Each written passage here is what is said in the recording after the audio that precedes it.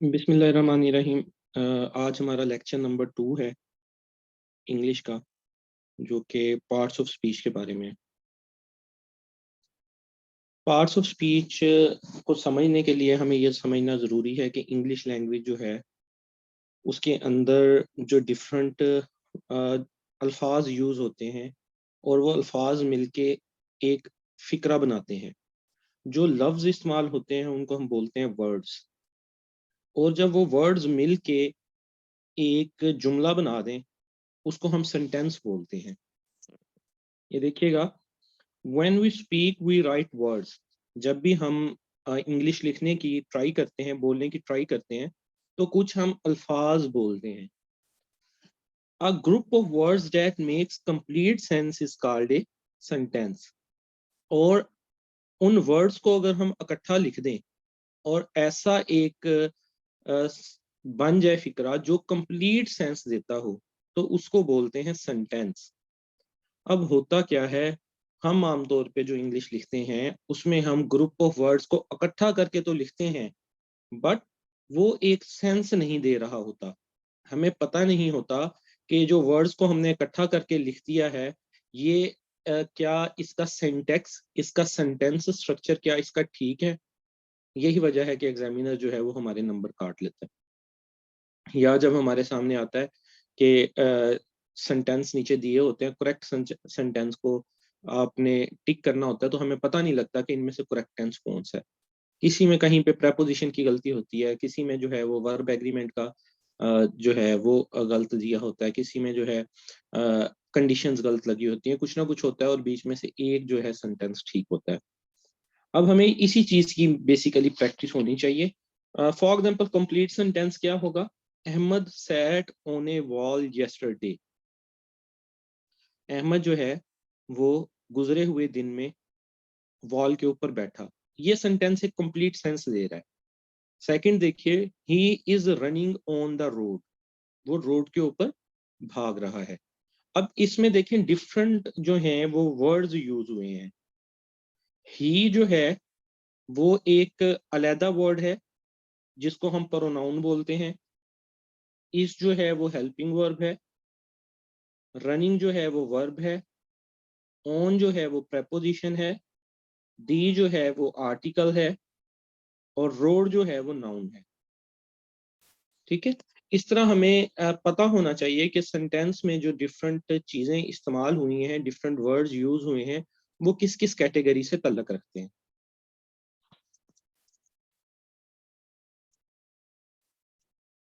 अब इस चीज को हम आगे चल के देखते हैं कि सेंटेंस में जो डिफरेंट वर्ड्स यूज होते हैं वो किन किन कैटेगरी से ताल्लुक रखते हैं। उससे पहले हम सेंटेंस के बारे में कुछ सीख लेते हैं। सेंटेंस का एक स्ट्रक्चर होता है।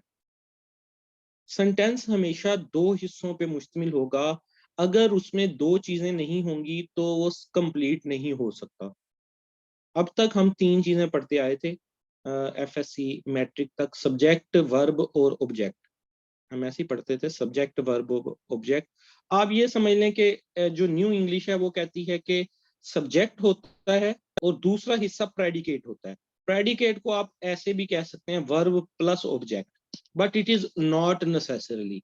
ये लाजमी नहीं है हम इसको वर्ब और ऑब्जेक्ट के, जो सब्जेक्ट के अलावा का बाकी हिस्सा होगा वो सारा प्रेडिकेट कहलाएगा। प्रेडिकेट का मतलब होता है काम किया जाना, काम लिए जाना। वही मिलती जुलती डेफिनेशन वर्ब के करीब करीब। तो एक सेंटेंस में दो हिस्से होंगे तो वो बनेगा। अब ये देखिएगा, एक हिस्सा होता है subject. We say something about the thing और person that is our subject. जिस चीज के बारे में वो बात कही जा रही है वो सब्जेक्ट कहलाता है। For example, the class is studying grammar. Class जो है वो ग्रामर पढ़ रही है। अब इधर किस चीज के बारे में बात हो रही है? दी क्लास के बारे में। दी क्लास इज स्टडिंग ग्रामर। तो यहाँ पे जो दी क्लास है वो क्या कहलाएगा? सब्जेक्ट, क्योंकि इसके बारे में बात हो रही है। जो बात हम कर रहे होते हैं वो प्रेडिकेट कहलाता है। देखिए प्रेडिकेट क्या होगा? We must say predicate. कोई बात कहना प्रेडिकेट कहलाता है। Something something about subject. Subject के बारे में जो बात कही जाए वो सारे की सारी बात प्रेडिकेट कहलाती है। Same example, the class is studying grammar, इसमें द क्लास जो है वो सब्जेक्ट था और इज स्टडिंग ग्रामर प्रेडिकेट कहलाएगा। ठीक है, मतलब कि जो सेंटेंस है उसमें मिनिमम 2 वर्ड्स का होना लाजमी है।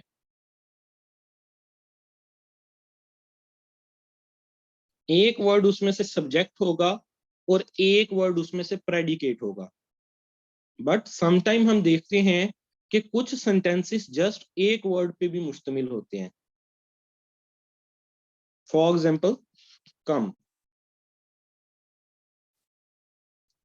ये एक सेंटेंस है, कम, इधर आओ, एक हुक्माना सेंटेंस है। ठीक है, जो जिसमें हुक्म दिया जा रहा है और पूरा सेंटेंस है। ऐसे सेंटेंस में कम जो है वो प्रेडिकेट है, क्योंकि काम जो हो रहा है वी मस्ट से किसी चीज के बारे में बात कर रहे हैं। अब इसका सब्जेक्ट कहाँ है? ऐसे केसेस में सब्जेक्ट अंडरस्टूड होता है। आप किसको कह रहे हैं इधर आओ? तुमको, यू कम। तो इस सेंटेंस का प्रेडिक जो सब्जेक्ट है वो यू होगा। आप किसी इंसान को ही कह रहे हैं ना इधर आओ, तो यहां हम इन अंडरस्टूड कर लेते हैं कि जिसको आप कह रहे हैं वो यू है। इसलिए सेंटेंस एक वर्ड पे भी मुश्तमिल होता है, बस उसमें सब्जेक्ट अंडरस्टूड हम कर लेते हैं कि सब्जेक्ट ऑलरेडी मौजूद है।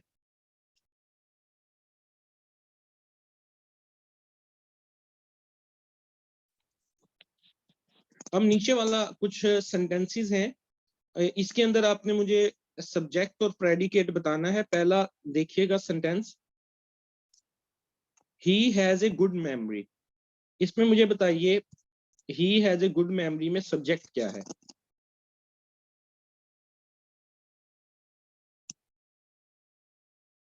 ही। देखें, ही के बारे में बात की जा रही है तो ही सब्जेक्ट है और प्रेडिकेट क्या है?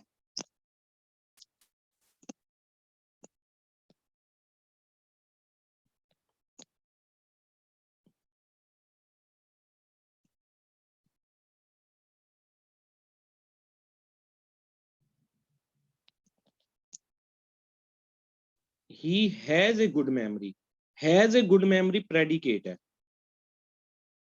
ये सारा प्रेडिकेट है। हाँ जी। सिमिलरली नेक्स्ट सेंटेंस देखिएगा, nature is the best physician. किसके बारे में बात की जा रही है? नेचर के बारे में। तो नेचर जो है वो सब्जेक्ट है, इज द बेस्ट फिजिशियन ये प्रेडिकेट है। राइट। तो आज तक जो हम सब्जेक्ट, ऑब्जेक्ट और वर्ब पढ़ते आए थे, उसको अब हमने सब्जेक्ट और प्रेडिकेट पढ़ना है।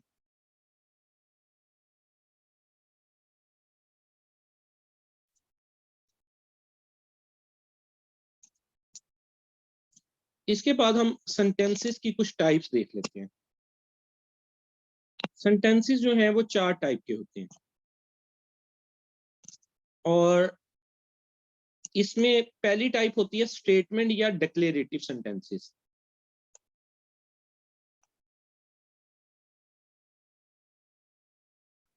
स्टेटमेंट आम तौर पे ज्यादातर जो हम लैंग्वेज में यूज करते हैं, लिखते हैं, वो स्टेटमेंट्स होती हैं और इसमें पीरियड लगता है, एंड पे जो है वो फुल स्टॉप लगता है जिसको हम पीरियड बोलते हैं। For example, we own a cat, हमारे पास बिल्ली है। We we have won the match, हमने मैच जीत लिया, इसके आगे फुल स्टॉप लग गया। He is an intelligent boy, ये एक पूरा सेंटेंस है। तो ये जो है स्टेटमेंट या डिक्लेरेटिव सेंटेंसेस कहलाते हैं, जिसमें हम पूरी स्टेटमेंट यूज करते हैं। सेकंड टाइप के जो होते हैं वो कहलाते हैं क्वेश्चंस या इंटेरोगेटिव सेंटेंसेस। कुछ सेंटेंसेस ऐसे होते हैं जिसमें हम क्वेश्चन पूछते हैं। किसी से। अब जब हम क्वेश्चन पूछेंगे तो उसके आखिर में क्वेश्चन मार्क जरूर लगेगा। समटाइम हम गलती करते हैं कि क्वेश्चन वाला लिखते तो हैं सेंटेंस, बट उसके आखिर में क्वेश्चन मार्क नहीं लगाते, तो वो पंक्चुएशन के हिसाब से गलत हो जाता है।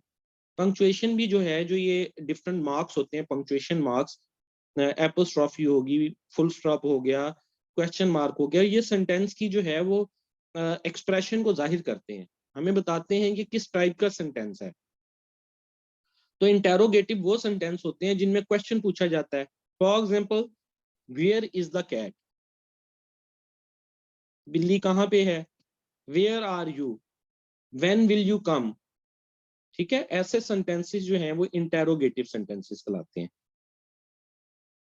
इसके बाद एक सेंटेंसेस होते हैं जिन्हें हम बोलते हैं एक्सक्लेमेटरी सेंटेंसेस, जिसमें हम अपने जज्बात का इजहार करते हैं।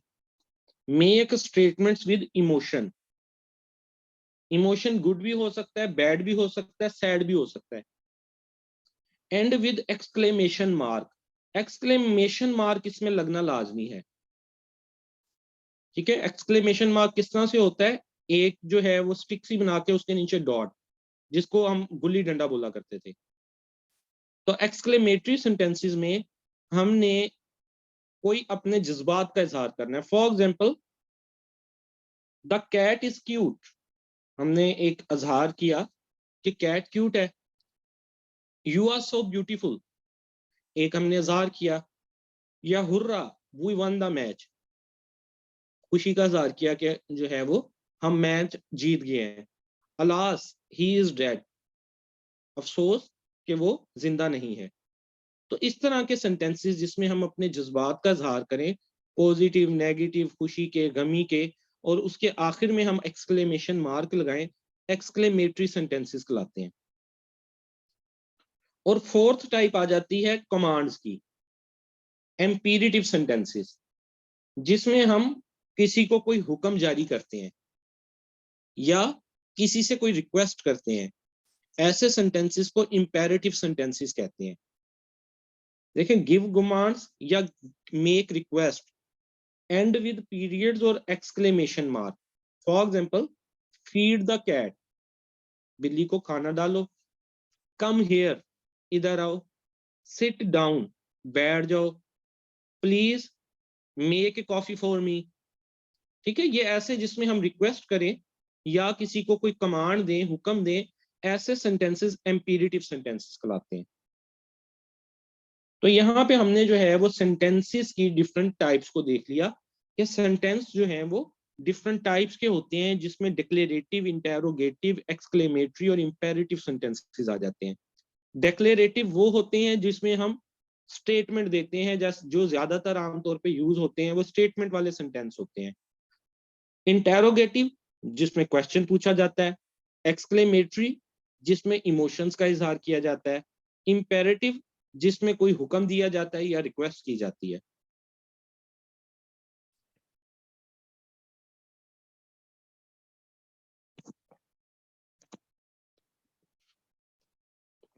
इसके बाद अब हम आ जाते हैं पार्ट्स ऑफ स्पीच पे। ये जो डिफरेंट सेंटेंसेस हैं, जो जुमले हैं, फिक्रे हैं, वो मुख्तलिफ वर्ड से मिलके बनते हैं। एक एक लफ्ज मिलके एक पूरा सेंटेंस बना देता है। तो उन पार्ट्स ऑफ स्पीच को देख लेते हैं हम। पार्ट्स ऑफ स्पीच 8 तरह के होते हैं। एक होता है noun, second is pronoun, third is adjective, fourth one is verb, fifth one is adverb, sixth one is conjunction, seventh one is preposition and eighth one is interjection. एक और भी होता है article, ninth one, but latest English में इसको माना नहीं जाता कि ये अलहदा से है, ए एन और इसमें दी आ जाता है। इसको समटाइम कुछ लोग एजेक्टिव के अंदर प्लेस कर देते हैं कि ये ए एन दी जो है एजेक्टिव है, ये कोई खूबी बयान कर रहे हैं, उसकी टाइप बता रहे हैं कि एक है या इस तरह से। तो इसको हम अलहदा से भी ले सकते हैं, आर्टिकल, ए एन दी, तो हम पार्ट ऑफ स्पीच को नो कर लेते हैं, और अगर इनको हम ना कंसीडर करें तो पार्ट ऑफ स्पीच 8 रह जाते हैं, जो मैंने आपके सामने लिखे। अब इन पार्ट्स ऑफ स्पीच को हमने वन बाय वन कवर करना है। और ना सिर्फ हमने इनको देखना है बल्कि इनकी टाइप्स को भी देखना है। जो आम लेवल है मैट्रिक एफएससी, उसके अंदर हम इनको जस्ट स्टडी कर लेते थे रैंडमली, लेकिन जो एफपीएससी या पीपीएससी का क्राइटेरिया है उसके अंदर हमने इनको मजीद एक्सप्लोर भी करना होता है। तो let's start from noun. Noun क्या होता है? अच्छा, एक चीज देखिएगा, इंग्लिश की जो डिफरेंट टाइप्स हैं, शुरू में तो आपको सिंपल लगेगा बिल्कुल ही, कि नाउन, प्रोनाउन हो गया, एडजेक्टिव हो गया, एडवर्ब हो गया, हमें इतना मुश्किल नहीं लगता। मैं अलग अलग करके इनको मैं आपको स्टडी कराऊंगा एग्जांपल्स के साथ। लेकिन बाद में जब एक सेंटेंस आता है तो सम टाइम हम कंफ्यूज हो जाते हैं कि ये जो वर्ड की कैटेगरी है, वो पूछ लेता है इस वर्ड का मुझे बताएं किस कैटेगरी से ताल्लुक रखता है, तो वहां पे थोड़ी सी हमें मुश्किल आ जाती है। उस मुश्किल को हल करने का तरीकाकार क्या है? उसको हल करने का तरीकाकार ये होगा कि आपने पार्ट ऑफ स्पीच की डेफिनेशन को मनो अन याद रखना है। जो डेफिनेशन दी हुई है उसको एज इट इज, उसके एक एक वर्ड को याद रखना है। फिर ही आप आइडेंटिफाई कर पाएंगे। जहां मुश्किल होंगे, जहां बिल्कुल सिंपल सेंटेंस हो, दो तीन जुमलों फिक्रों का, वहां तो हमें फौरन पता चल जाता है ये चीज नाउन है, ये प्रोनाउन है और ये फलां है, ये एडजेक्टिव है। लेकिन जहां थोड़ा सा कॉम्प्लिकेटेड सेंटेंस हो, वहां पे हमें थोड़ी सी मुश्किल पड़ जाती है इनको जज करने में। तो देखिएगा नाउन की definition, a noun that names a person, place, a thing और एन आइडिया। नाउन वो चीज है जो किसी शख्स का नाम हो सकता है, किसी जगह का नाम हो सकता है, किसी चीज का नाम हो सकता है और किसी आइडिया का नाम भी हो सकता है। जैसे मैंने कल आपको बताया था कि आपके माइंड में कोई आइडिया है, फॉर एग्जाम्पल, या कोई इमोशन है, एंगर है, एंगर भी एक नाउन है। लव है, लव भी एक नाउन है। ये नाउन की कैटेगरीज में आते हैं। अब नाउन्स को ना हम डिफरेंट कैटेगरीज में डिवाइड कर सकते हैं।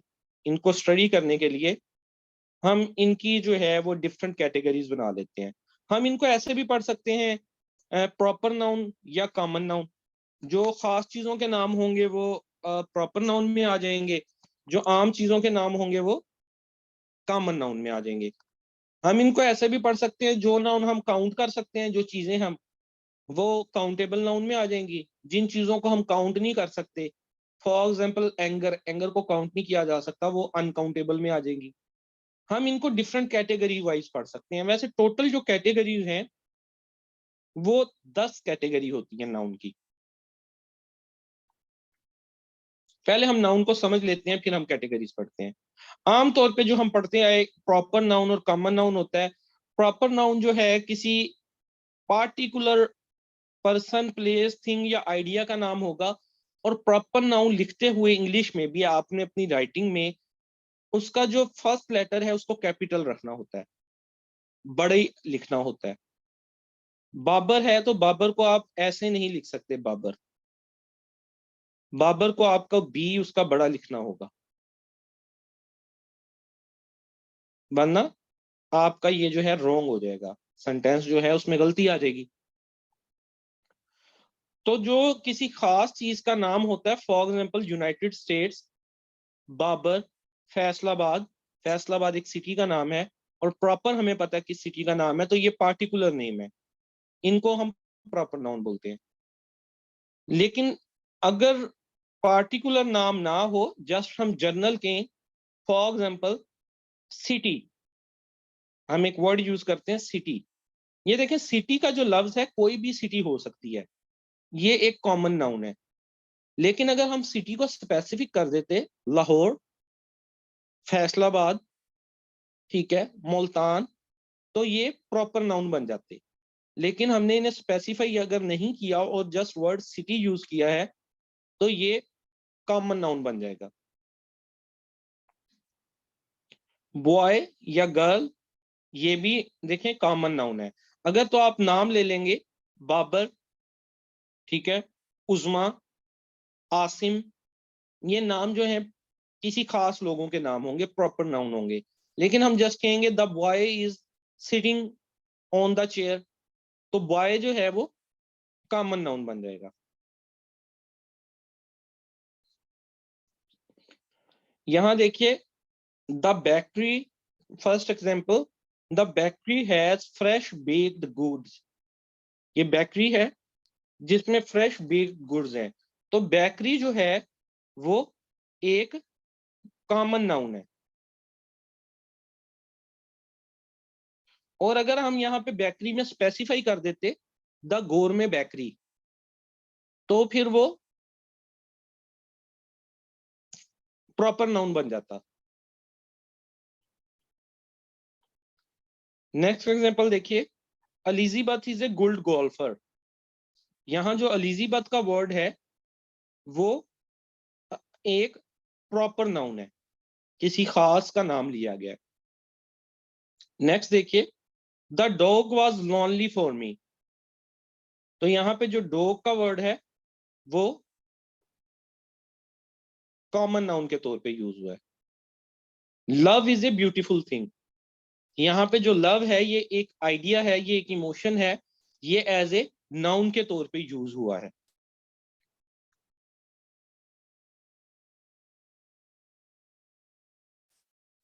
ये एब्स्ट्रैक्ट नाउन में आ जाता है बेसिकली, लव।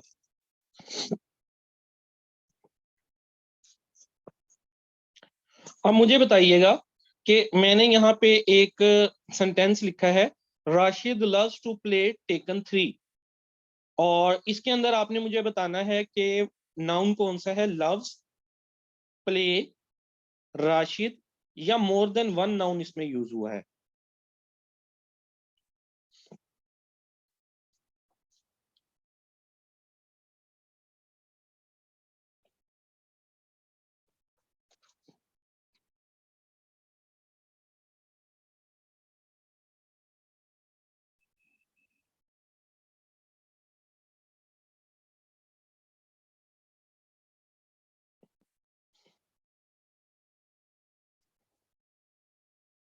जी, यहाँ पे more than one noun use हुआ है, आप सब ठीक कह रहे हैं।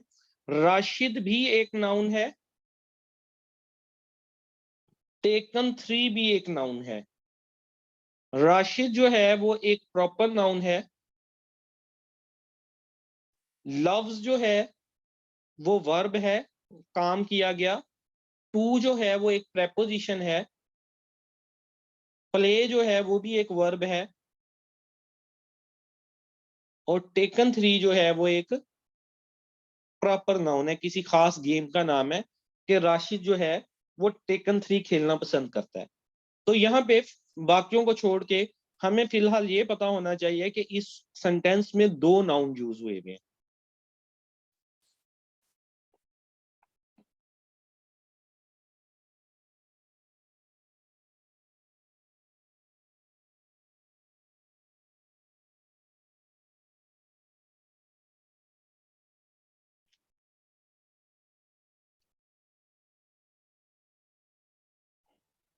अब जो नाउन होते हैं उनकी बेसिकली 10 टाइप्स होती हैं, कॉमन या प्रॉपर, और कैटेगरी बन जाती है, ये एक कैटेगरी से तल्लक रखते हैं। कंक्रीट या एब्स्ट्रैक्ट, कलेक्टिव नाउन हो सकते हैं, ये अलहदा से है। काउंटेबल या अनकाउंटेबल नाउन हो सकते हैं,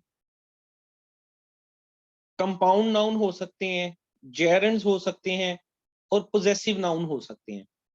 10 तरह के नाउन होते हैं, इनको हम वन बाय वन देख लेते हैं। जो आसान है उनको हम जल्दी जल्दी आगे चलाते हैं, ये आप स्लाइड से देख के भी पढ़ सकते हैं। जहाँ डिफिकल्ट कंसेप्ट होगा उसको मैं जरा ज्यादा एक्सप्लेन कर दूंगा। कॉमन नाउन जो है वो क्या होंगे कि किसी, नथिंग स्पेसिफिक, कोई चीज स्पेसिफिक नहीं होगी, पार्टिकुलर नहीं होगी, जनरल होगी। फॉर एग्जाम्पल रिवर, हम रिवर की बात करते हैं तो ये एक जो है कॉमन नाउन है। लेकिन अगर हम स्पेसिफिक बात करें कि इंडस रिवर, फिर तो वो एक प्रॉपर नाउन बन जाएगा। लेकिन अगर सिंपल हम रिवर की बात करेंगे तो वो एक कॉमन नाउन रहेगा। तो इसकी हम कॉमन नाउन की जो है एग्जांपल्स देखते हैं। The cow jumped over the moon, यहाँ पे जो काउ है वो भी कॉमन नाउन है, और जो मून है वो भी कॉमन नाउन है। The cherries were very tasty, cherries जो हैं ये कॉमन नाउन में आ जाएंगी। थर्ड देखिए, I played basketball in gym class today. मैंने क्या खेला? बास्केटबॉल। बास्केटबॉल एक नाउन है, एक गेम का नाम है। इन जिम क्लास, क्लास के अंदर, ये भी एक नाउन है। टुडे आज। इसका मतलब एक सेंटेंस में एक से ज्यादा भी नाउन यूज हो सकते हैं और उनकी जो पोजीशन है वो भी डिफरेंट हो सकती है। मून जो है वो देखे ना, हर किसी का अपना अपना चांद होता है होता है ना। तो कहते नहीं तू मेरा चंदा है, तो जो चंदा है वो कॉमन नाउन बनेगा। अगर आप अपने चांद को स्पेसिफिक करेंगे तो वो स्पेसिफिक होगा। मून भी एक कॉमन नाउन है। मून और भी सितारों के हैं, ठीक है। मार्स का भी मून है। हमारा जो जमीन का मून है उसका नाम है ल्यूना। अगर आप बोलेंगे ल्यूना, अब किसी की गर्लफ्रेंड का नाम ल्यूना ना हो, पाकिस्तान है यहाँ तो मुश्किल है, या प्यार से ना बोलते हो आप लोग। हमारा जो चांद है उसका नाम ल्यूना है। Lunar is a specific name. But moon जो है, मार्स जो है उसके दो मून हैं। जुपिटर के 82 हैं, सैटर्न के 79 मून है, ठीक है। मून्स की तादाद डिफरेंट है। अब मुझे यहाँ बताइएगा कॉमन नाउन कौन सा यूज हुआ है? शान कट द ग्रास। यहाँ कौन सा जो है कॉमन नाउन है? शान, कट या ग्रास?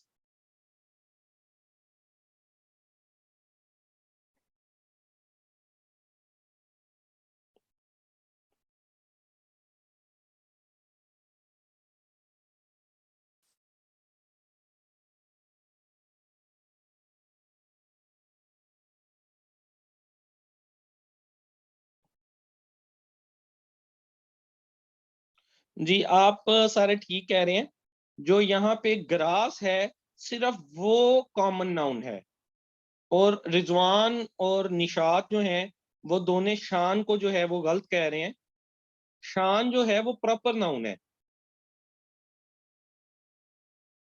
यहां पूछा गया है in the following sentence what is the common noun. Common noun कौन सा है? ग्रास जो है वो कॉमन नाउन है, जबकि जो शान है वो तो प्रॉपर नाउन है। इसलिए इसका आंसर होगा सी। नहीं, शान बहुत सारे नहीं हो सकते, इतना भी वो डीप नहीं जाना। जहां किसी का वर्ड यूज हो गया, किसी का नाम यूज हो गया, तो वो पार्टिकुलर हो गया। शान कट द ग्रास। इतना भी अंग्रेजों को भी हैरान ना कर दें कि शान भी काफी सारे हो सकते हैं।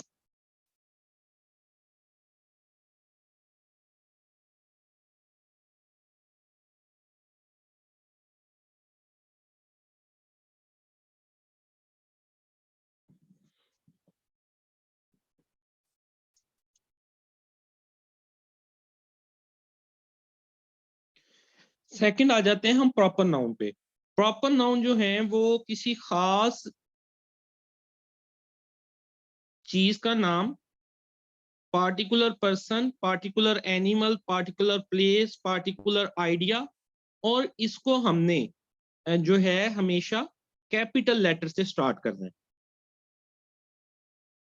जैसे रिवर मिसिसिपी रिवर की अगर हम बात करें, मिसिसिपी रिवर कहाँ पे वाक़या है? कोई बता सकता है किस कॉन्टिनेंट में वाक़या है मिसिसिपी रिवर? सिमिलरली 4 जुलाई, दिसंबर का महीना, मंडे का दिन, हाँ जी, यूएसए में मौजूद। राइट, ये सारे जो हैं वो प्रॉपर नाउन कहलाते हैं। ये देखिएगा, West Middle School is a great place to learn.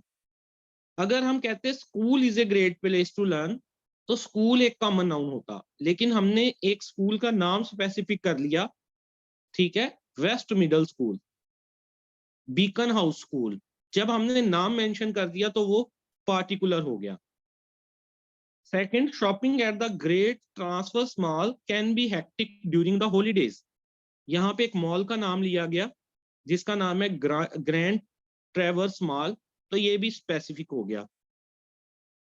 Third example देखिए, I went to Horizon cinema to watch the movie Speed racer.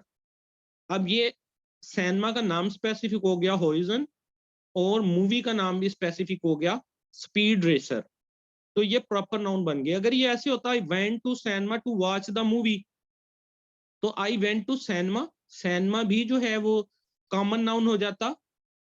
To watch the movie सिर्फ होता तो मूवी भी कॉमन नाउन हो जाता, लेकिन यहाँ पे स्पेसिफिक कर दिए गए कि कौन सा सिनेमा में और क्या मूवी का नेम है।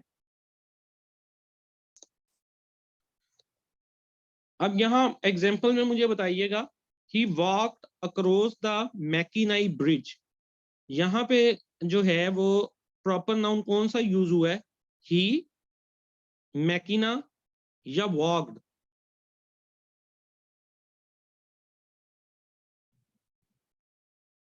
हाँ जी, मैकिना ब्रिज। और काइंडली बताइएगा यहाँ पे कॉमन नाउन कौन सा यूज हुआ है?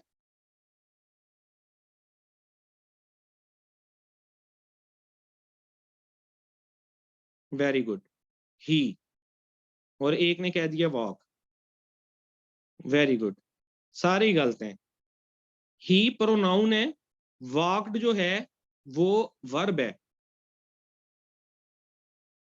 ही तो प्रोनाउन आता है। अब हम आगे चल के देखेंगे प्रोनाउन, ऐसे अल्फाज जो नाउन की जगह इस्तेमाल होते हैं, he, she, it, I, we, you, they, वो सारे प्रोनाउन कहलाते हैं। तो इधर कॉमन नाउन यूज हुआ ही नहीं है।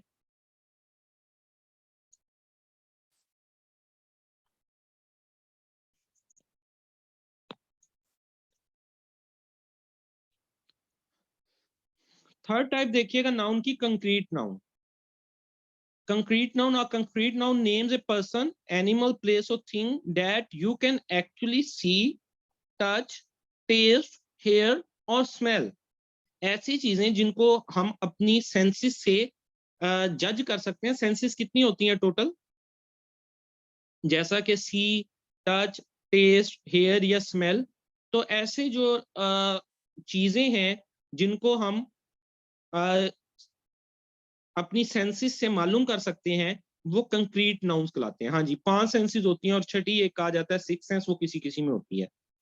Perfume, book, room, pen, composer, boy, car, ये ऐसी चीजें हैं जिनको आप पकड़ सकते हैं, स्मेल कर सकते हैं। बुक है, बुक को आप पकड़ सकते हैं, देख सकते हैं, उसको स्मेल भी कर सकते हैं। तो ऐसी चीजें जो हैं वो कंक्रीट नाउन कहलाती हैं। सिमिलरली इसके जो ये ग्रुप जैसे कॉमन और प्रॉपर का एक ग्रुप है, इसी तरह कंक्रीट और एब्स्ट्रैक्ट का एक ग्रुप है। कंक्रीट ऐसी चीजें जिनको हम अपनी जो है सेंसेस से फील कर सकते हैं, वो कंक्रीट। और ऐसी चीजें जिन्हें हम फील नहीं कर सकते अपनी 5 सेंसेस से, वो एब्स्ट्रैक्ट कहलाती हैं।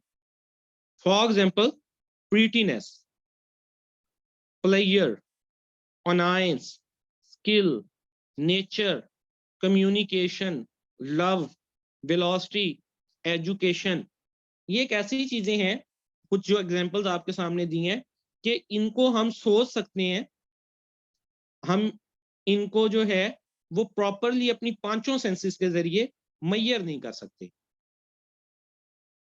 ठीक है, ये सारे communication is a better way of sending your message to other person.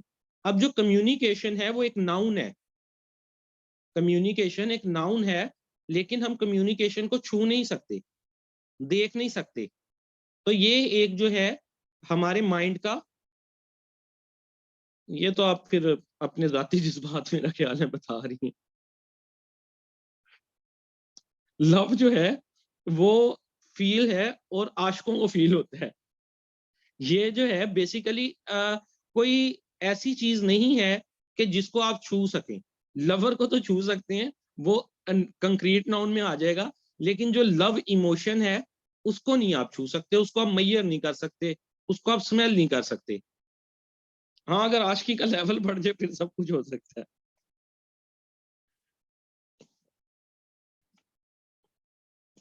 उसके बाद आ जाते हैं कलेक्टिव नाउन्स। तो जो कलेक्टिव नाउन्स होते हैं वो स्पेसिफिक थिंग्स के ग्रुप को जाहिर करते हैं। It denotes such group as a single entity. एक वर्ड यूज करते हैं आप, वो नाउन वर्ड होता है लेकिन उसके मीनिंग में पूरा ग्रुप आ रहा होता है। एग्जाम्पल, अगर हम इंसानों के हिसाब से देख लें तो पीपल्स की एग्जाम्पल हम बात करते हैं audience. Audience is listening the radio. इसमें हम किसी एक इंसान को नहीं कह रहे कि एक बंदा रेडियो सुन रहा है, ऑडियंस पूरा एक ग्रुप हो जाता है। Crowd, crowd is beating the thief. हमारे यहाँ चोर पकड़ा जाता है तो पूरा क्राउड मिलके उसको मारता है, वजह ना भी पता हो, कोई साथ से गुजरता हुआ बंदा वो भी मारता है।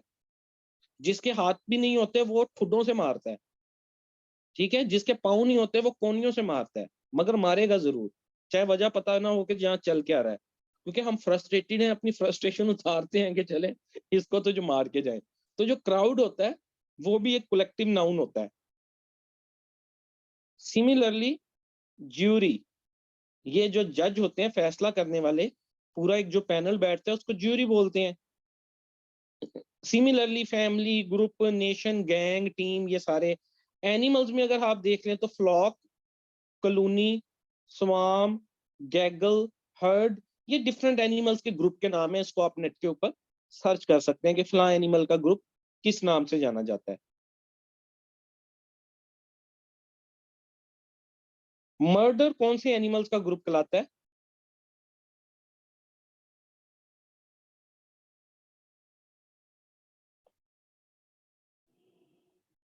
मर्डर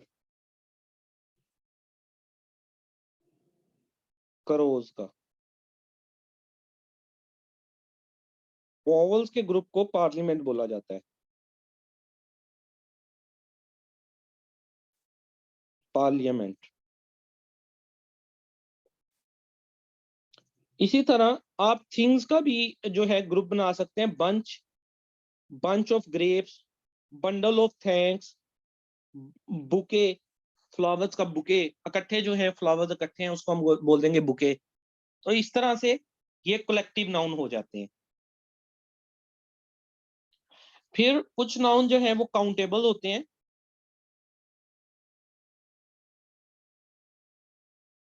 जिनको हम काउंट कर सकते हैं। फॉर एग्जाम्पल सॉन्ग, 5 सॉन्ग्स, आप फ्लैश में कहते हैं 5 सॉन्ग्स यार इसमें डाल दो, और 5 घंटे, 5 बोतलें, 5 बुक्स, ठीक है। Single journey, country, 5 countries, cars, students, pen, dollar, ऐसी चीजें जो आप गिन सकते हैं, जो काउंटेबल हों। ये नेक्स्ट ग्रुप आ गया नाउन का कि कुछ चीजें, कुछ नाउन जो गिने जा सकते हैं वो काउंटेबल नाउन कहलाते हैं, और कुछ नाउन जो गिने ना जा सकें उनको अनकाउंटेबल नाउन बोला जाता है। फॉर एग्जाम्पल म्यूजिक, आप गाने तो गिन सकते हैं, 5 सॉन्ग, 6 सॉन्ग, म्यूजिक नहीं गिन सकते, ठीक है। आप म्यूजिक ये तो कह सकते हैं sweet music, sad music, melodious music, लेकिन आप ये नहीं कह सकते 5 म्यूजिक, 6 म्यूजिक, यूं उसको गिन नहीं सकते। टाइम, ठीक है, space, travel, fun, happiness, sleep, currency, food, love, ये सारे जो हैं अनकाउंटेबल हैं, ठीक है।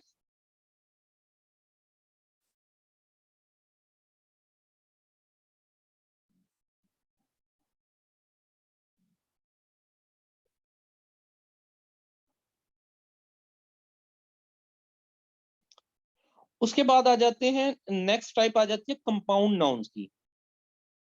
कंपाउंड नाउन्स ये समझने वाला है, बाकी सारे थोड़े से बिल्कुल इजी इजी थे, ये समझने वाला है कंपाउंड नाउन्स। ये दो या दो लफ्जों से मिलके बनता है, दो या दो लफ्जों से ज्यादा, लेकिन मीनिंग एक चीज का ही देंगे। वो होगा एक चीज का मीनिंग, लेकिन वर्ड ज्यादा यूज हुए होंगे। ये 3 तरह से इनको हम लिख सकते हैं। कुछ वर्ड होते हैं सिंगल वर्ड, ये इकट्ठा ही एक वर्ड लिखते हैं, लेकिन उसमें दो वर्ड बेसिकली इकट्ठे जुड़े होते हैं। फॉर एग्जाम्पल शू लेस, शू जो है वो आ गया एक वर्ड, और लेस उसका तस्मा, शू का तस्मा, इसको लिखने के लिए शू लेस को हमें दोनों शू लेस लिखना पड़ता है। Keyboard, flash light, notebook, bedroom. अच्छा, ये जो सिंगल वर्ड नाउन होते हैं इसको हमने बेसिकली अलग अलग भी नहीं लिख सकते। अगर आप नोटबुक के दरमियान स्पेस देके लिखेंगे तो ये आपका गलत हो जाएगा वर्ड। बेडरूम में बेड पहले लिख देंगे, दरमियान में स्पेस डाल के रूम लिखेंगे तो ये गलत हो जाएगा।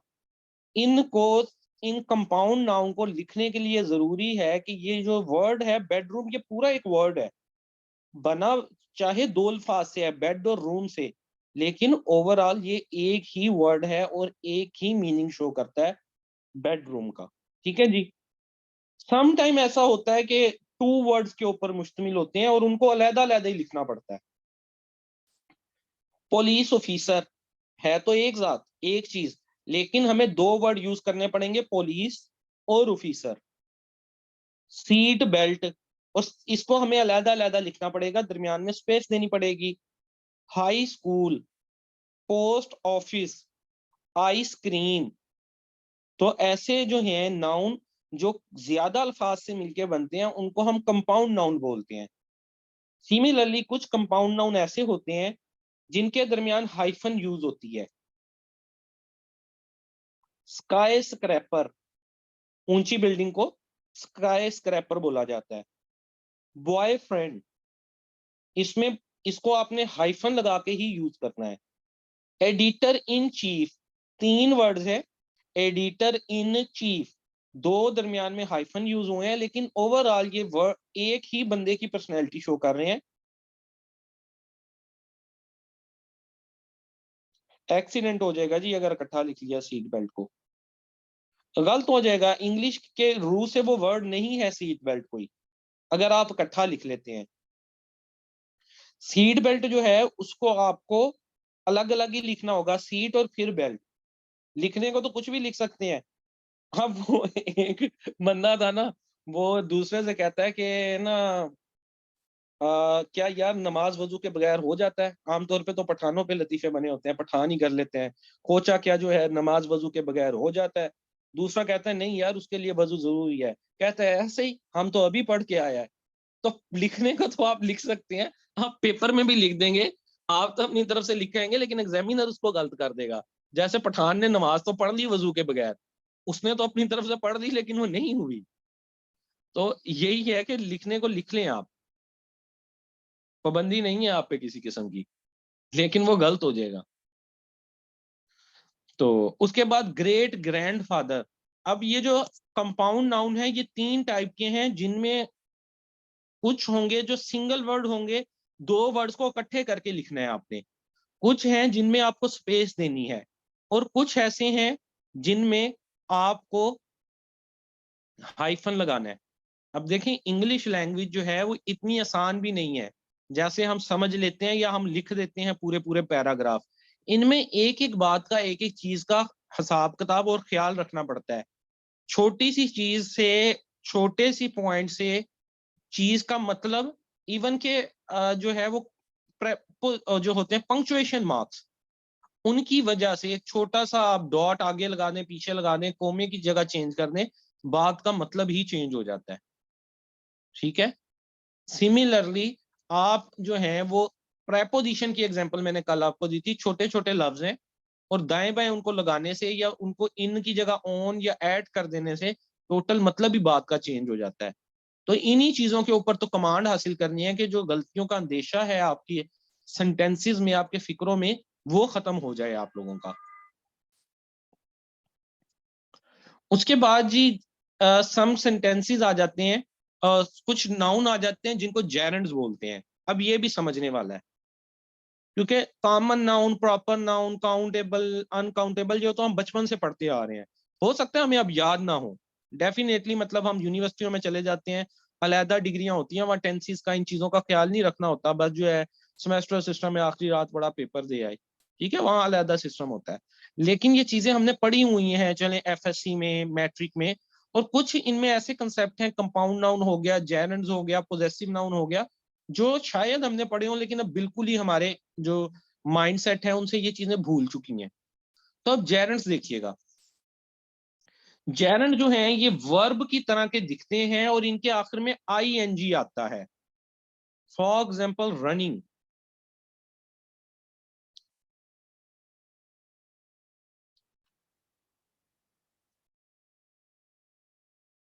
अब जेरेंट का एक चीज ये है कि जब हम इस तरह से हम वर्ब्स को देखते हैं, कोई काम किया गया।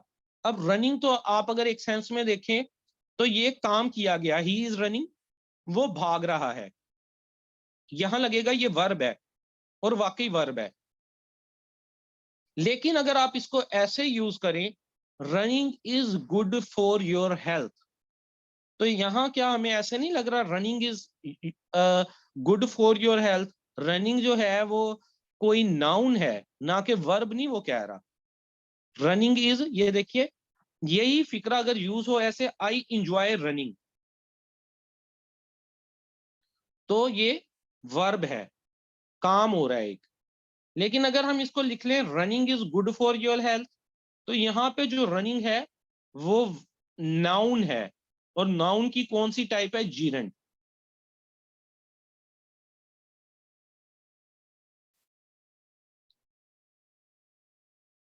तो कुछ वर्ब कुछ नाउन ऐसे भी होते हैं जो जेरेंट कहलाते हैं और उनके आगे आई एन जी यूज होता है। अगर कहीं वो आपको डिटेक्शन के लिए दे दे किसी सेंटेंस में, तो आपने उसका सेंस को जज करनी है। इंग्लिश रूल्स एंड रेगुलेशन के अलावा एक सेंस भी है कि उधर किस सेंस में चीज यूज हो रही है। जस्ट लाइक ये रनिंग का जो हमने वर्ड देखा है वो।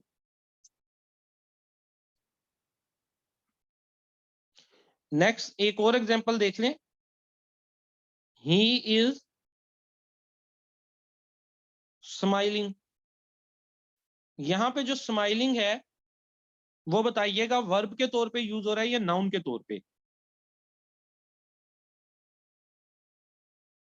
गुड, वर्ब के तौर पे। लेकिन अगर हम ऐसे लिख लें, smiling is a good habit,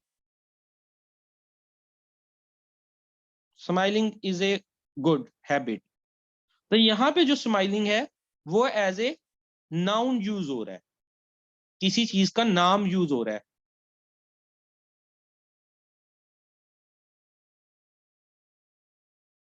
similarly यहाँ पे एक स्लाइड नहीं है, टेंथ वाली, टेंथ वाला एक और नाउन होता है, उसको बोलते हैं पोजेसिव।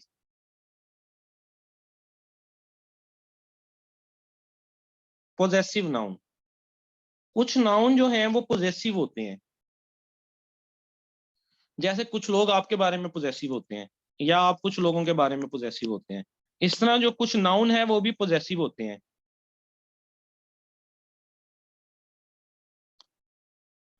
अब ये देखिएगा, smiling, smiling is a good habit. Possessive noun क्या होते हैं? पोजेसिव का मतलब होता है किसी चीज को अपनी मलकियत जाहिर करना। जहां किसी नाउन को आप अपनी मलकियत जाहिर करेंगे वो पोजेसिव नाउन कहला देगा। ठीक है, फादर्स पेन,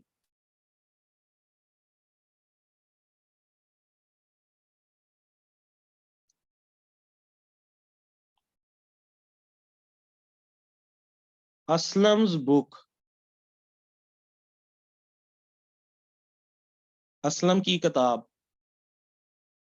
वालिद साहब का पेन। तो यहाँ पे कुछ ऐसे नाउन हम फिक्रे में इस्तेमाल कर देते हैं जहां पे हम एस लगा के उसके ऊपर एपोस्ट्रोफी यूज करते हैं।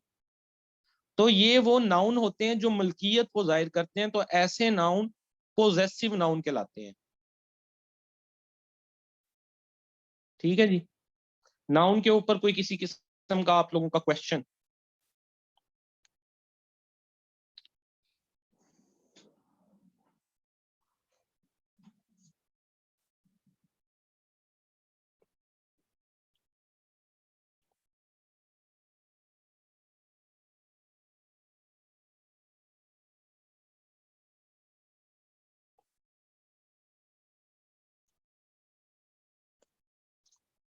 चलें, बेहतर हो गया। नेक्स्ट हम चलते हैं प्रोनाउन की तरफ। कुछ वर्ड ऐसे होते हैं जब नाउन हम इस्तेमाल नहीं करते तो वो प्रोनाउन कहलाते हैं। फॉर एग्जाम्पल, आप किसी शख्स के बारे में बात करते हैं, फॉर एग्जाम्पल अली के बारे में बात करते हैं, आपको कहा जाता है अली के बारे में एक पैराग्राफ लिखो। आप कहते हैं Ali is my best friend, Ali is a good boy, Ali go to school every day, goes to school every day. आप बार बार अली अली उसके अंदर सेंटेंस में यूज करी जा रहे हैं, एक पैराग्राफ में यूज करी जा रहे हैं। या अहमद नाम है या असलम नाम है, असलम नाम बार बार आप असलम असलम लिखी जा रहे हैं, तो ये रिडेंडेंसी कहलाएगा, रिडेंडेंट हो जाएगा। रिडेंडेंट का मतलब है रेपिटिशन। लैंग्वेज में रेपिटिशन अच्छी नहीं लगती, इसको बुरा समझा जाता है। आप क्या करेंगे, आप कहेंगे Aslam is a good boy, he goes to school every day, he comes to my home in evening. He, आप उसकी जगह एक अलग वर्ड यूज कर लेंगे। पाकिस्तान के बारे में बात आ जाती है, आप लिखते हैं Pakistan is my home country, Pakistan is, Pakistan has 4 provinces, Pakistan has 2 territories. Bar bar Pakistan use करेंगे, पाकिस्तान पाकिस्तान रिडेंट हो जाएगा, अच्छा नहीं लगेगा बार बार, तो उसकी जगह आप कोई और वर्ड यूज कर लेंगे। कंट्री की जगह कौन सा प्रोनाउन यूज होता है, बताइएगा। Pakistan is a good country. फिर अगर हम आगे पाकिस्तान की जगह कोई प्रोनाउन यूज करना चाहें,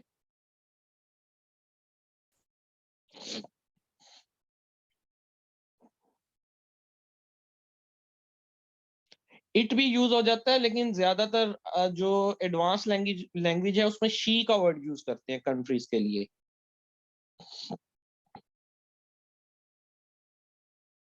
इट का वर्ड भी यूज हो जाता है, बट ज्यादातर जो है वो शी का वर्ड यूज होता है कंट्रीज के लिए। हाँ जी, शी। आप देखेंगे जॉन न्यूज़पेपर वगैरह पढ़ें तो उसमें कंट्री का कोई वर्ड आएगा तो उसको दोबारा वो जब उसके लिए प्रोनाउन यूज करेगा तो शी का वर्ड यूज करेगा। बस वो कुछ चीजें एज इट इज हैं, वो शी का वर्ड यूज करता है, क्या करें। अच्छा, अब जो प्रोनाउन होते हैं वो देखिएगा, काफी लंबी लिस्ट है। I, me, my, you, your, he, she, it, us, we, they, himself, themselves, whom, whose, हो, ourselves, anybody, nobody, somebody, someone। ये काफी सारे प्रोनाउन है। अब ये जो प्रोनाउन होते हैं, ये इनकी कुछ टाइप्स होती हैं, ये एडवांस लेवल की बात है। यहां तक तो हमें पता है कि जो वर्ड नाउन की जगह ले ले, a pronoun is a word that takes the place of a noun, वो जो है प्रोनाउन कहलाता है। अब जो इससे अगली बात आ जाती है वो आ जाती है इसकी टाइप्स की। पहले एक एग्जांपल देख लें, आई सिंग लाउडली इन द शावर। तो यहां पे कौन सा प्रोनाउन यूज हुआ है, सिंग लाउडली, आई या शावर? आई, आई।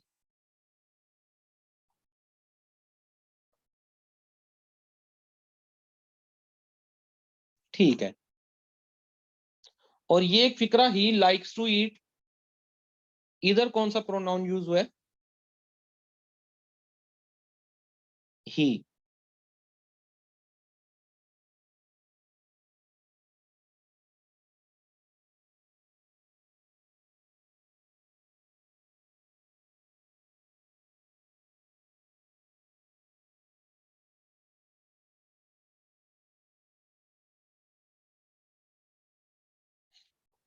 अब जो प्रोनाउन होते हैं उनकी कुछ टाइप्स होती हैं। आम तौर पे हमारा जिनका पाला पड़ा या हमें जिनका पता था वो थे पर्सनल प्रोनाउन। ये वो प्रोनाउन होते हैं जो कि पर्सनल की जगह, पर्सन्स की जगह जगह ले लेते हैं। I, me, mine, you, yours, his, her, hers, we, they, them. Person की जो जगह ले लेते हैं उनको पर्सनल प्रोनाउन बोलते हैं। अब कुछ प्रोनाउन और भी होते हैं जिनको सेंटेंस में जज करना मुश्किल हो जाता है। कुछ प्रोनाउन डेमोन्स्ट्रेटिव प्रोनाउन भी कहलाते हैं। दिस, दीज, डेट, दस, ये डेमोन्स्ट्रेट करते हैं, जाहिर करते हैं प्रोनाउन को। ठीक है। फिर कुछ नाउन आ जाते हैं जो कहलाते हैं पोजेसिव, जो कि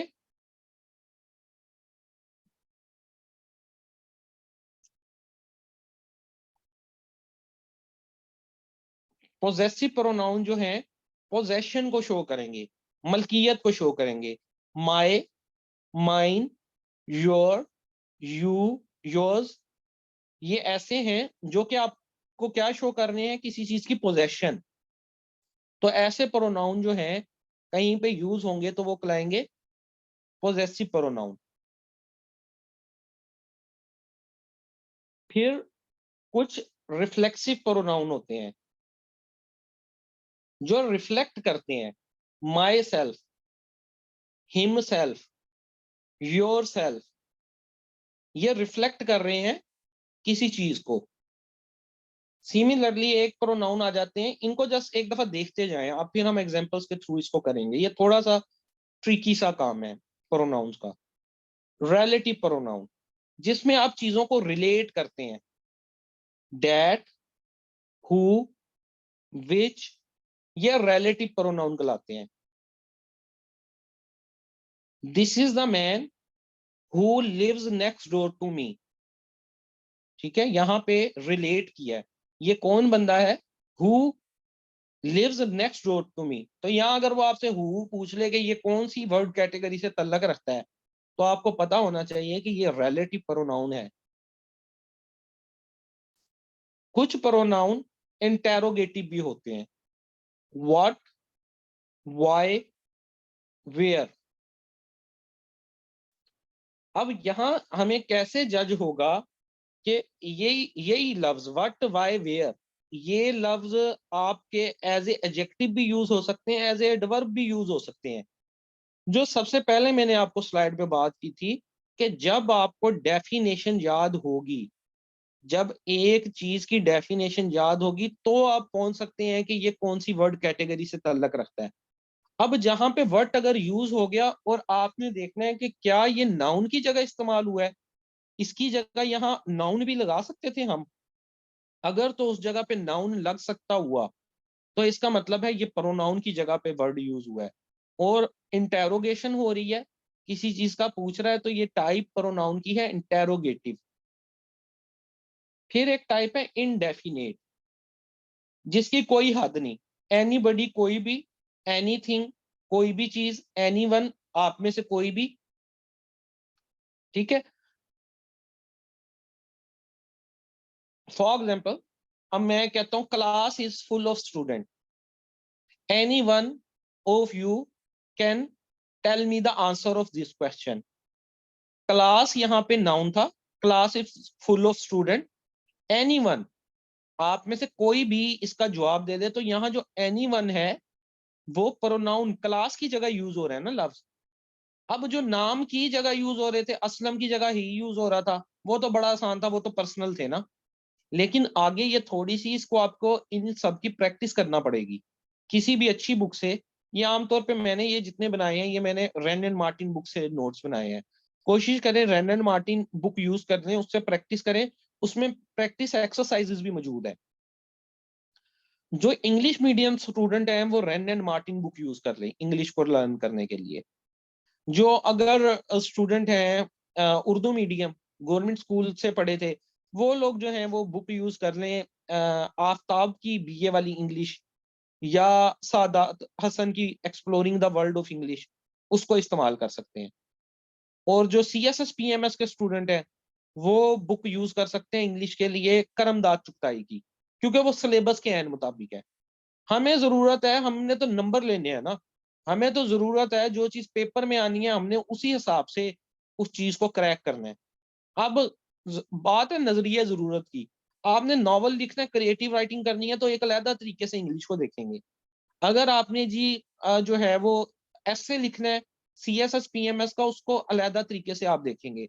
आपने जो है वो ऑब्जेक्टिव वाइज उसको देखना है, ऑब्जेक्टिव निकालनी है उसमें से।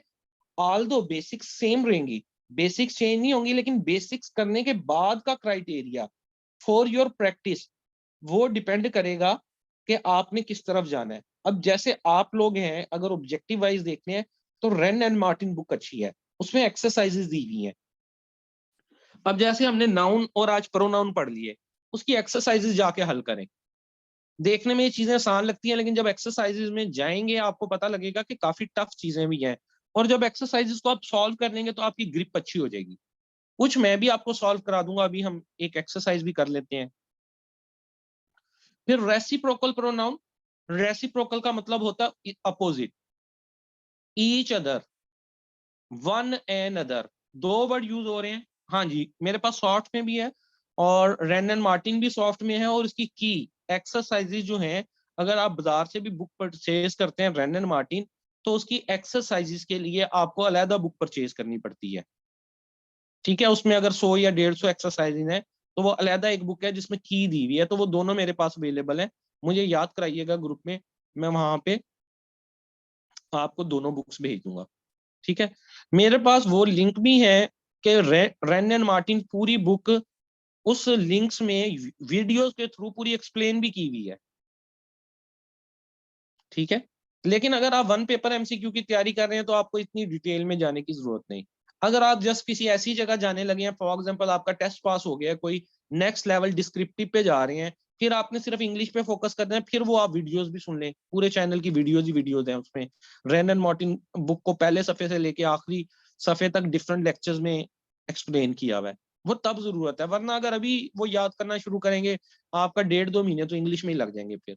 हालांकि वन पेपर MCQ में तो हमने वन वीक जो है, या मैक्सिमम 10-10 दिन देने होते हैं एक सब्जेक्ट को, फिर आगे मूव ऑन कर जाना होता है। तो जी एक्सरसाइज की तरफ हम चलते हैं। उससे पहले एक दफा आप इनको दोबारा से देख लें, प्रोनाउंस की टाइप को। पर्सनल प्रोनाउन ऐसे जो नाम की जगह यूज होंगे। डेमोन्स्ट्रेटिव जो कि उसको जाहिर करेंगे, उसकी डेमोन्स्ट्रेशन करेंगे। दिस, दीज, डेट, दस। पोजेसिव जो मलकियत जाहिर करेंगे, माइन मेरा, माई मेरा, योर तुम्हारा। रिफ्लेक्सिव जो रिफ्लेक्ट करेंगे, एक जात को जाहिर करेंगे, my self, himself, your self. Relative जो चीजों को रिलेट करेंगे, that, this house is beautiful then that house. That किसी को रिलेट कर रहे हैं, कंपेयर कर रहे हैं। इंटेरोगेटिव जहां पे सवाल पूछा जाएगा और वो जो सवाल है वो प्रोनाउन होगा वहां पे। इनडेफिनेटिव जहां कोई उसका लिमिट्स नहीं होंगी, नाम की जगह इस्तेमाल होगा लेकिन लिमिट नहीं होंगी। जैसे मैंने क्लास का बताया, the class is full of student, any one can answer this.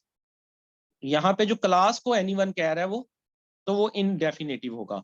Reciprocal ये सिंपल होते हैं, each other, one another, आपको शो हो रहा है 2 वर्ड्स पे मुश्तमिल है, ये रेसिप्रोकल है। तो एक्सरसाइज करते हैं और उसके बाद आप लोगों की छुट्टी।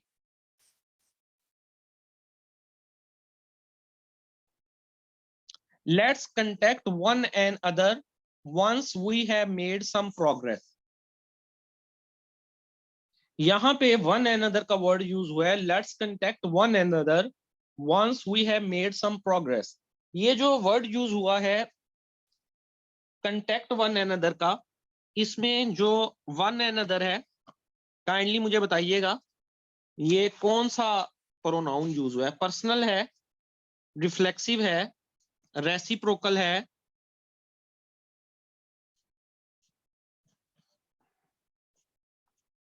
Very good. ये जो है हमारे पास रेसिप्रोकल यूज हुआ है, क्योंकि हमने आखिरी वाला जो टाइप देखी थी उसके अंदर हमने देखा था कि जो रेसिप्रोकल होता है उसमें 2 वर्ड यूज हो रहे होते हैं अल्टरनेटिवली, एक दूसरे को अगेंस्ट जो है वो यूज हो रहे होते हैं।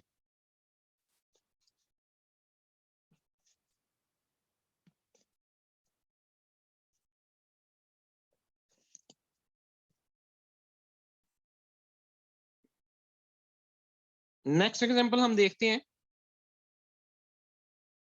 She wants to do it herself, वो ये काम खुद करना चाहती है।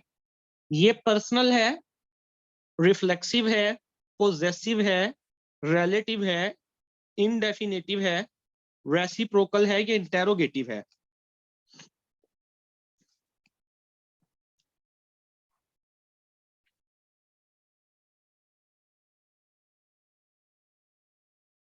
कुछ कह रहे हैं पर्सनल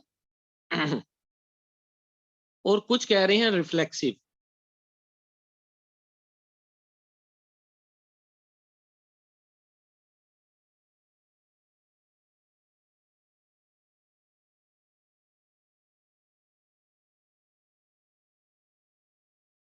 पर्सनल जो है, अगर हर का वर्ड यूज होता, शी का वर्ड यूज होता, तो ये पर्सनल कहलाता। This is reflexive, her self. हमने पढ़ा था जहां पे कोई चीज रिफ्लेक्ट करती है वो रिफ्लेक्सिव प्रोनाउन कहलाता है। पर्सनल होता he, she, it, I, we, you, they. यहाँ पे फीमेल है तो शी या हर का वर्ड यूज होता तो हम कहते ये पर्सनल है, बट ये रिफ्लेक्सिव है। I can not find them, ये बताइएगा ये पर्सनल है, रिफ्लेक्सिव है, पोजेसिव है, रिलेटिव है, इनडेफिनेट है, रेसिप्रोकल है या इंटेरोगेटिव है।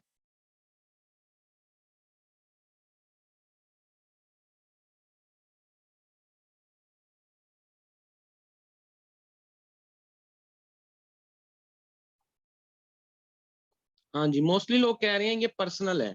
बिल्कुल ठीक। ये जी देम का जो वर्ड है वो पर्सनल यूज हुआ है, ये दे की जगह यूज हुआ है।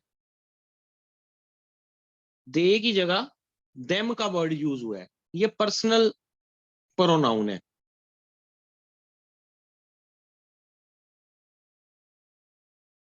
I can not believe it is finally hours, यहां जो ऑज का वर्ड यूज हुआ है वो क्या है? Personal, reflexive, possessive, relative, indefinite, reciprocal या इंटेरोगेटिव।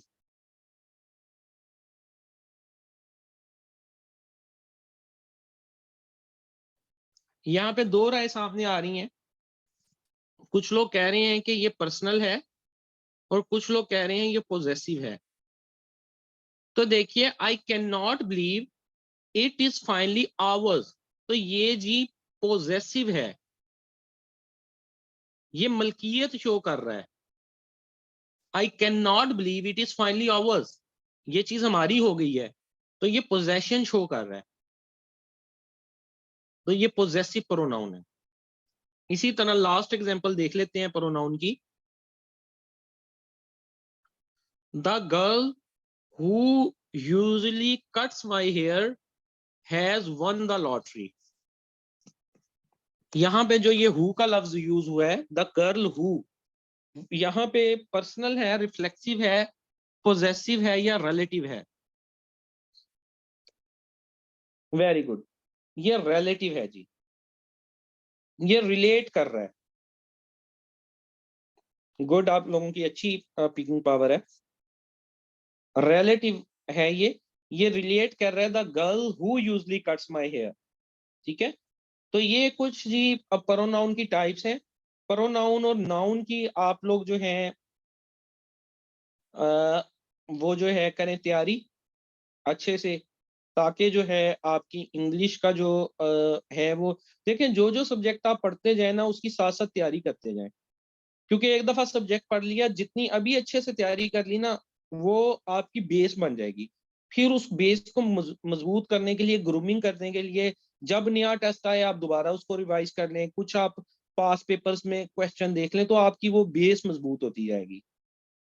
तो इन चीजों को फॉलो करें। किसी किस्म का कोई क्वेश्चन हो तो मेरे से पूछ लें आप लोग।